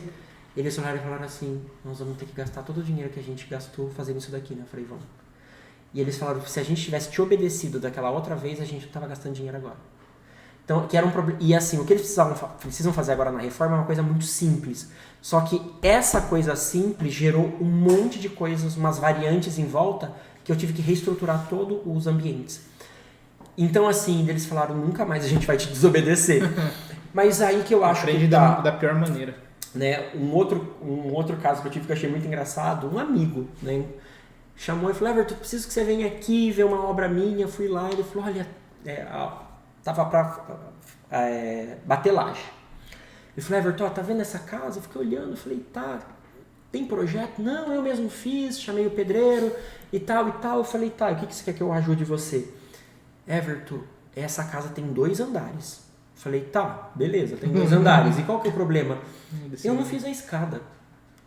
Eu falei, aonde é a escada? Ele falou, não, então, eu trouxe você para isso. Onde é a escada? Falei, bom, você fez uma sala, um corredor que tem 3 quartos. Assim, era uma sala, 2 quartos, um banheiro, uma cozinha. Né? Isso era interligado por um corredor na lateral. Eu falei, então, você quer perder qual ambiente? Porque nós não vamos colocar uma escada helicoidal aqui, porque aquilo lá derruba qualquer pessoa, né, para dentro de casa. Eu preciso de uma escada, reta, em L, em U, alguma escada. Eu preciso enfiar uma escada aqui. Qual desses ambientes você quer perder? Eu vou ter que perder. Eu falei, vai. Você vai perder um desses ambientes. Ou vai transformar, a gente vai transformar num quartinho. Porque não eram quartos grandes. Aí ele olhou e falou assim, nossa, eu falei, bom, vai ter que perder um. Daqui quanto tempo você entrega o projeto para mim? Eu falei, daqui 15 dias. 15 dias meu pedreiro vai parar? Eu falei, esse é o preço por não ter feito o projeto. Aí ele falou, e quanto custa o projeto? Eu falei, tanto. E ele falou, e se eu tivesse feito o projeto desde o início? Era o mesmo preço. Aí ele falou, nossa, né, devia ter contratado alguém. Aí fui lá, fiz melhorias no projeto e tal. Ele falou, poxa, tem que contratar alguém, né? Eu acho que isso é uma forma da gente educar também. E quando eu faço isso, ele conta pro amigo que conta pro outro que quer contratar alguém. Não vai fazer a cagada que eu fiz. Exatamente, né? Porque eu mexi no bolso dele. Né? Enfim. Tem um cliente que me mandou mensagem falando hoje que liberou o Abits dele. Ele ficou, no dia que eu dei entrada no projeto, eu sempre dou uma folha pro cliente, né? Pra ele, depois que ele aprovou tudo mais, tranquilo. Aí ele pegou, um dia ele chegou pra mim e falou assim, nossa, eu fiquei tão feliz, foi o melhor investimento que eu fiz, né? Eu achei que ele ia falar do projeto, coisa assim. Ele virou pra mim, porque agora eu posso comprar as torneiras da minha casa. Eu falei, como assim? Porque daí no projeto eu fiz a pontuação hidráulica elétrica. Falei, porque agora eu sei a quantidade de torneiras que eu tenho na minha casa. Eu falei, nossa, nunca parei pra pensar nisso, né? Até nisso até os pontos de hidráulica elétrica que a gente coloca pro engenheiro vir fazer depois a parte de hidráulica mesmo, ele ficou contente. Eu falei assim, até nesses pequenos detalhes faz diferença. E que nem ele tá esperando lá para poder liberar e construir. Demorou um tempão cada pandemia lá em Araçoiaba. Hoje tava plano de alegria. Falei, pelo menos é um cliente que deu valor, né? Então, assim, a gente vê que até nos pequenos detalhes a arquitetura dá benefícios. Sim, sim. Até para a cabeça da pessoa, né? Falar assim. Sem falar dos macetes, né? Por exemplo, Você pega um pouquinho da parte de projetos e tudo mais, de interiores, de ter um pouco de conceito de obra, você tem as malandragens para você fazer. Nós fomos visitar uma obra esses dias para tirar uma bits também. Casa legal, não é em condomínio, um condomíniozinho legal aí. E aí tínhamos feito algumas mudanças, enquanto a Jennifer estava avaliando, eu fui olhar a casa, né? Fui ver o acabamento, fui ver, tá meio diferente e tal. E assim, a gente chegou num lavabo que eles mudaram, a pia era interna, né? E eles colocaram na parte externa, não lembro se era um lavabo ou se era um banheiro. Eu sei que a pia estava pro lado de fora. E eu falei, poxa vida, num banheiro desse tamanho aqui, né? Numa casa desse tamanho, não deixaram um registro, economizaram um registro, tá? Olhei debaixo da pia, nada. E eu fui ver os 2 registros de água quente e fria ainda estavam lá colados no forro. Nossa. Tipo a 3 metros e alguma coisa de altura. Meu Deus. E aí eu fiquei pensando, fiquei quieto. E aí a gente falou com ele lá como que ia fazer, questão do Abits e tudo mais, o que ele tinha alterado, quanto ia custar. E na hora de sair eu peguei e falei, por que você colocou aquele registro lá em cima? Você desculpa perguntar, o pedreiro errou e tal. Ele falou, não, é porque nós vamos colocar um espelho aqui. E aí eu falei, poxa vida, tinha profissional na obra, não éramos nós, mas tinha um profissional. Eu falei, poxa vida, mas fiquei quieto na hora, depois fiquei pensando, eu falei, isso é malandragem de você colocar debaixo da bancada, você colocar umas coisinhas assim. Mas sabe o que é isso que eu vejo? É falta de compatibilização de projeto. Compatibilização. Assim, sabe? Tipo, alguém. Mas tipo, de ter os profissionais envolvidos. Né? Tipo, esses tempos, eu tô junto com um amigo, parceiro meu. A gente está fazendo um projeto de grande porte de interiores e tive uma reunião com arquitetura, engenharia, hidráulica, elétrica, todo mundo assim. Legal, né? E aí tava todo mundo lá e de repente eu falei, gente, e tal, vocês preveram tal coisa? Não. Eu falei, então, isso vai interferir para mim. E vocês preveram tal coisa? Nossa, a gente nem pensou nisso. E era tudo interiores. Tudo era interiores que eu tava falando. Olha, vocês preveram em todas as portas de entrada do empreendimento pontos em cima da porta de elétrica? Por quê? Porque todas as portas são automatizadas. Então a gente precisa de ponto de elétrica chegando ali. A gente não tinha pensado nisso. Aí eu fiz uma pergunta. Vocês já viram o projeto como que é? Não. Aí eu peguei, né, mostrei. Nossa, o projeto é assim. Eita, então vai precisar de tal coisa, tal coisa e tal coisa. Eu falei, vai. Vocês não estão pensando nisso. Por quê? Eu acho que quando a gente não parte de um processo BIM, ainda a gente pensa cada um no seu quadrado. Eu quero resolver o meu arquitetônico, eu quero resolver o meu hidráulico, o meu elétrico. Cada um por si. E daí sabe que para quem sobra no final para resolver tudo? O interiores. Porque daí ele fala assim, eu não gostei daquele pilar. Daí você fala assim... Tirar o pilar, meu Deus. Aí, sendo que eu poderia ter uma conversa com o estrutural e falar assim, o pilar não pode ir pro lado de cá? Ou o pilar não pode... Tanto que nesse projeto a gente falou, esse pilar não pode sair? Ele falou, olha, se eu fizer um negócio, não lembro o que era, mas se eu fizer aqui, eu consigo, Everton, vai fazer diferença para você? Eu falei, pro meu interiores vai, porque é um empreendimento e tal. Eu falei, olha, você não tem noção, porque esse pilar, ou se ele existir, ou eu vou ter que sumir ele de algum jeito, com um efeito, espelho ou pintar de preto, ou eu vou ter que pegar esse pilar e eu vou trazer para ele pro centro do projeto. Revisto ele, eu chamo a atenção do pilar. Falei, eu tenho essas 2 soluções, mas se ele não existisse, era a melhor solução. Ele falou, eu tiro o pilar para você. Eu resolvo de uma outra forma, o pilar não existe mais. Uma conversa com o cara do estrutural. Então, resolveu um problema. Resolveu um problemão que eu ia ter que resolver no futuro. Né? Então, assim, e daí, né, não cortei você e não quis dizer que não é verdade que você falou o problema do cliente. O cliente, quando chega no final, ele fala, mas não era bem isso. Quando ninguém abraça o problema, volta para ele. Aí vai voltar para ele e ao mesmo tempo daí ele me chama. Aí o design de interiores ele fala assim, eu não gosto desse pilar. Aí, claro, eu não vou tirar o pilar, mas eu vou falar, poxa, então a gente vai fazer uma solução de uma estante embutida que o pilar some e coisas desse tipo. Sendo que se ele tivesse contratado todo mundo junto, que daí a gente tem um outro negócio que acontece geralmente, o design interiores ele entra por último e ele é contratado depois, todo mundo tinha conversado junto. Que eu já tinha conversado com o arquiteto, né? Porque o design interiores é uma linha muito tênue entre a arquitetura e o design interiores também. E assim, o que você comentou, não é nem a questão de contratar, que o primeiro passo é você contratar o arquitetônico. Mas às vezes é a questão, eu vou contratar um engenheiro na parte de consultoria para ele participar dessa reunião. Se eu for contratar um engenheiro, vai ser ele, vai ser essa pessoa. Exatamente. Pega 2, 3 pessoas lá, esse engenheiro aqui ou essa pessoa de elétrica e hidráulica tem uma visão legal, eu acho que ela pode agregar aqui para essa reunião. Às vezes para uma consultoria. É uma consultoria. É uma consultoria. E o pessoal tem medo de ligar e perguntar preço, perguntar valor. Mas é. O pessoal tem. Falar, não vou nem ligar porque é caro. Quantas vezes eu já ouvi isso de cliente? Nossa, Everton, esse é o valor, né? E eu não vou falar que eu não sou careiro e nem barateiro. Tipo assim, eu cobro o que eu acho justo. Nossa, isso daqui... E se você quiser eu parcelo para você em algumas vezes. Né? Tipo, olha, isso não é à vista, né? O projeto ainda leva às vezes 2, 3 meses para fazer. A gente vai fazendo e tal. Então, assim, eu acho que é isso que as pessoas precisam começar a entender.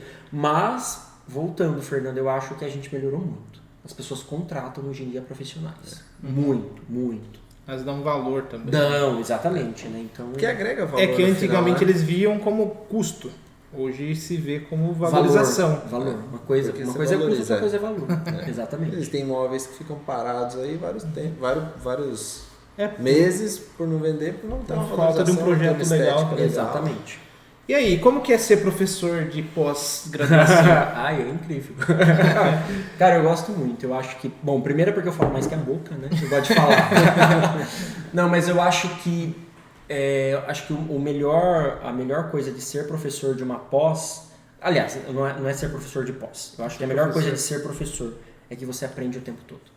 Né? Você nunca está parado no sentido de conhecimento. Porque eu levo um conhecimento...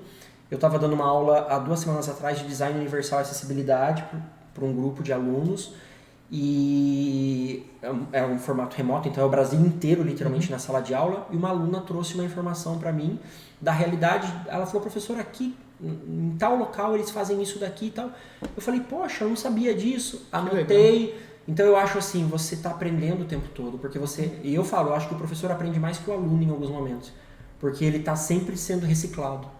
E você...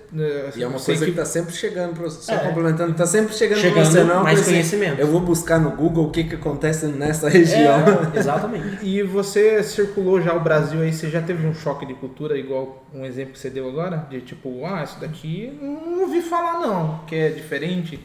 Acho que um choque de cultura no sentido de fazer arquitetura ou fazer interiores, não. Mas não é engraçado, né, no sentido, né, ruim da palavra, mas o diferente eu acho que é como o Brasil é diferente em como ele vê os espaços, né, e ao mesmo tempo como ele lida com os espaços. Eu estava, por exemplo, mostrando, e às vezes a gente não pensa nisso, estava mostrando uma foto de um ambiente de um restaurante onde nós tínhamos um teto de vidro. Né? E a gente estava falando a respeito das relações que eu tenho com os espaços, né? Então, assim, na minha concepção de Sudeste, né? Sim. Quando eu vejo um restaurante que tem um teto de vidro, eu quero sentar numa parte que tem um teto de vidro. E eu estava dando aula em Natal. Nossa. E daí uma aluna falou, professor, a gente ia fugir disso daí. E eu falei, por quê? Assim, na minha inocência, eu falei, por quê? É tão bonito, né? Você vê o céu e tal. Ela falou, porque isso deve ser quente para burro. Eu falei... Ela falou, e nós estamos numa cidade muito quente. Então nós aqui de Natal iríamos fugir disso daí. A não ser que tivesse um sistema de ar-condicionado muito forte. E eu olhei assim e falei, poxa, então eu acho que a única coisa que eu vejo é que a gente projeta muito de acordo com a nossa realidade. Então eu tenho um projeto de Sudeste, né? Aplicado no Norte. E daí eu preciso olhar que eu estou no Norte ou no Nordeste do Brasil e que as relações são diferentes, né? E ao mesmo tempo como que as relações acontecem, né? O Norte e Nordeste eu vou ter um público muito mais caloroso no sentido literal da palavra, de receber e de como eles entendem a casa, né? E que é tudo uma grande festa. Eu me lembro que eu estava dando aula em Belém do Pará e eu terminei a aula no domingo e os alunos, professor, o senhor está indo para um churrasco com a gente agora. Eu falei, não, que hora é teu voo? Meu voo é 4 horas da tarde. Então você está indo para um churrasco com a gente. Então, assim, é um povo que eles recebem, e a casa, aliás, a casa do Brasil, o centro é a cozinha. Mas, assim, era todo mundo lá e sempre cabe mais um e as pessoas estão se relacionando. E, claro, que às vezes tem um choque de realidade, né? Do sentido, eu lembro que eu estava dando aula num local em que o aluno falou, professor, isso não é a nossa realidade. Você está falando de projetos que você participou de 800, 1.000, 2.000 metros quadrados. Isso aqui não faz parte. O que eu pude responder para ele foi, olha, eu sou de Sorocaba, né? Eu falei para ele, eu venho de uma região periférica da cidade. Se alguém dissesse um dia para mim que eu ia trabalhar num projeto de 2.000 metros quadrados de uma casa que custou no final 10 milhões de reais, eu nunca ia acreditar. Eu falei, eu não tenho uma casa de 10 milhões, mas eu como profissional tenho uma experiência do que é fazer participar de um projeto de 10 milhões. Você tem que estar preparado para isso. Eu falei, então eu acho que o meu papel aqui como professor é dizer para você, existe isso e existe também isso daqui. Meu TFG foi habitação de interesse social. Porque o meu sonho era, como arquiteto, trabalhar com habitação de interesse social. Porque eu queria defender o povo lá de baixo, né? Mas não foi o que a vida me trouxe, né? Eu acabei virando alguém que trabalhou em escritórios de médio para alto padrão, acabei virando professor depois e achei que eu ia trabalhar com habitação de interesse social. Falei, então eu defendo o povo lá de baixo. Eu falei para ele, eu não tô... mas ao mesmo tempo eu trabalho com esse público que está aqui em cima e não vejo um problema nisso. Acho que a gente tem que estar preparado para tudo. É que as pessoas às vezes estão preparadas para uma ofensa de certa forma assim. Exato. Que você está querendo mostrar que você trabalhou x e não, você quer mostrar que a pessoa tem que estar capacitada para aquilo. E ao mesmo tempo eu discuto com eles habitação de interesse social. Eu falo, gente, ó, isso aqui está errado, isso aqui não é qualidade de vida e tal. Então eu acho que a gente precisa cada vez mais tentar mostrar as possibilidades. Mas eu não vejo um choque assim que eu vou falar, nossa, alguma coisa me assustou. Não. Do Brasil dando aula, não. Né? Claro que os públicos mudam, é só isso. Uma coisa que você comentou sobre a parte de instalação de um projeto no lugar errado, né? No caso, essa parte de Natal, ter um vidro e tal. Eu ia comentar, na hora que você comentou, você explicou, eu já me vi na situação. Quando a gente ia no shopping, quando vai ainda, o shopping Iguatemi... Antigamente mudou a nossa vida, era normal. É que assim, porque não estamos indo mais, faz tempos que eu não vou no shopping Iguatemi ali. Ele tem alguns trechos que tem o telhado de vidro ali no restaurante. Pô, e aquilo ali eu acho desconfortável. Eu gosto do shopping, mas é desconfortável. Num dia frio, num dia, sabe, à noite, sei lá, tardezinha, quando o sol não tá em cima, rachando o coco, que é a hora do almoço, meio-dia, né? Beleza. Mas fora disso é desconfortável, eu prefiro estar na sombra. E aí eu levo até mais um pouco, um projeto que eu acho que foi um pouco deslocado. Eu participei de uma expansão que foi o Catarina. É o Shopping Catarina. Ele em dias que tá um pouco mais frio, que tá sem sol, putz, é um excelente shopping. Mas em dia de chuva, né? É um boulevard. Em dia de chuva ou de extremo calor, é impossível, é terrível. Você quer entrar na loja porque tem ar-condicionado. Na parte externa, não. Será que não é a ideia deles essa? Então, mas que fique na loja? A ideia pode até ser, mas o que é? Eles foram, acho que pra Orlando, não sei aonde, os malls que tem lá, e trouxeram essa ideia para implementar. Sabe qual que é o problema? O conceito. Eu vou falar a realidade, né? Que acho que não é todo mundo que fala. Essa questão do vidro na praça de alimentação é justamente para a pessoa não ficar muito tempo. Porque a rotatividade é mais importante do que o cliente parado, na visão de um shopping. E isso eu vejo comercialmente, e quem definiu isso totalmente comercialmente. Não sei, você bebe? Não bebo. Quando você está ingerindo álcool, você está sempre comendo. Sim, não. Então, assim, eu concordo, mas eu digo assim, também. Por exemplo, vamos colocar aqui o Cianê, que é um shopping aqui de Sorocaba. Cianê, ele tem essas aberturas. No teto também? Também tem. Até trocaram inicialmente as árvores naturais, acabaram morrendo, e agora tem artificiais. Se você for lá hoje, tá todas artificiais. Ele tem algumas aberturas que, inclusive, a acústica é horrível de lá. Você coloca Iguatemi também tem essa abertura. A grande maioria deles tem. O Tamboré, o Shopping Tamboré em Alphaville também tem. Então, assim, eles só replicam uma cultura que funciona. Comercialmente falando. Eu não estou falando arquiteturalmente, que talvez não seja o ideal. Eu prefiro entrar no ar-condicionado. Mas são questões que você vê, é replicado. Aí entra até a neuroarquitetura que você comentou, né? Vai entrar neuroarquitetura, design biofílico, enfim, vai entrar uma série de coisas aí. Verde, aí a gente vai entrar para outros viés. Exatamente. 2.0. Bom, quer mandar mais uma? Eu já não notei. Mas o papo rendeu, né? E aí, você tem alguma coisa que queira complementar para a conversa, que você acha que é importante para o pessoal saber, que a gente não abordou aqui ainda? Não, acho que só falar para eles que BIM não é Revit, eles acreditarem nisso. SketchUp não é BIM? Não, isso eu não falei. Eu não vou entrar nesse registro. Não, mas eu acho que que a gente acabou falando de vários aspectos, vários assuntos. É só mais agradecer pelo convite. Foi muito bom estar com vocês. Opa! A gente que agradece e a gente quer fazer outras vezes, o pessoal, às vezes assim, a gente tem conversa de 2 horas aqui, alguns convidados, mas às vezes a pessoa vindo outra vez, dá para abordar outros temas, outras questões que 2 horas é muito pouco para o público entender, conversar e refletir e às vezes até sanar dúvidas que hoje a gente não tirou. Então a gente agradece também por você ter vindo. E eu acredito que possa vir mais vezes, até, sei lá, sim.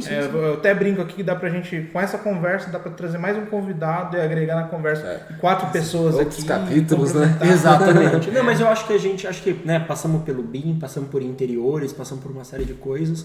E, enfim, eu acho que deu um papo, embora rende mais coisa ainda, né? Exatamente. Bom, então a gente vai encerrar. Você quer complementar alguma coisa, Avon? Acho que é isso. Só nos acompanhe, né, nas redes sociais. Os dados contatos do Everton a gente deixa na descrição do vídeo. Né? É isso aí. Então, tchau pra vocês. Até o próximo episódio. Até logo. Tchau, pessoal.